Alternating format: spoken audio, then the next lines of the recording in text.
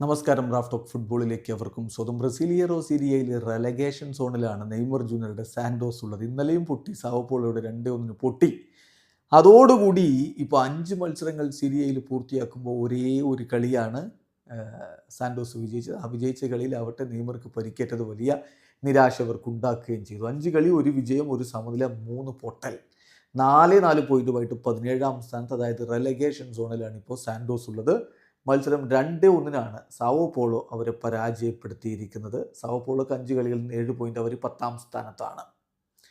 മത്സരത്തിൽ Neymar ജൂനിയറുടെ അഭാവത്തിലാണ് Santos കളിക്കളത്തിലേക്ക് ഇറങ്ങിയത്. അദ്ദേഹത്തിന് ഇനിയും ഒരു മാസക്കാലമൊക്കെ പുറത്തിരിക്കേണ്ടി വന്നേക്കുമെന്നാണ് പുറത്തേക്ക് വരുന്ന റിപ്പോർട്ടുകൾ. ടിക്കിഞ്ഞോയെ മുന്നിൽ നിർത്തി, ഒപ്പം ഗുയർമെ റോൾഹൈസർ, ബഴയിൽ എന്നിവരെയൊക്കെ അണിനിരത്തിക്കൊണ്ടാണ് സാൻഡോസ് ഇറങ്ങിയതെങ്കിൽ മറുഭാഗത്ത് ആൻഡ്രെ സിൽവ, ഫെഴീഴ, ആൽവസ് തുടങ്ങിയവരെയൊക്കെ മുന്നിൽ നിർത്തിക്കൊണ്ടാണ് സാവോ പോളോ ഇറങ്ങിയത്. കളിയുടെ 10ാമത്തെ മിനിറ്റിൽ തന്നെ ഫെഴീഴയിലൂടെ സാവോ പോളോ ലീഡ് നേടിക്കഴിഞ്ഞിരുന്നു. 23ാമത്തെ മിനിറ്റിൽ ആൻഡ്രെ സിൽവയുടെ ഗോൾ കൂടി വന്നപ്പോൾ അവർ വിജയം ഉറപ്പാക്കിയായിരുന്നു. പിന്നീട് ആദ്യ പകുതിയുടെ അവസാനത്തിൽ ടിക്കിഞ്ഞോ പെനാൽറ്റിയിലൂടെ ഒരു ഗോൾ മടക്കിയെങ്കിലും കളി തിരികെ പിടിക്കാൻ സാൻഡോസിന് കഴിയാതെ പോയി.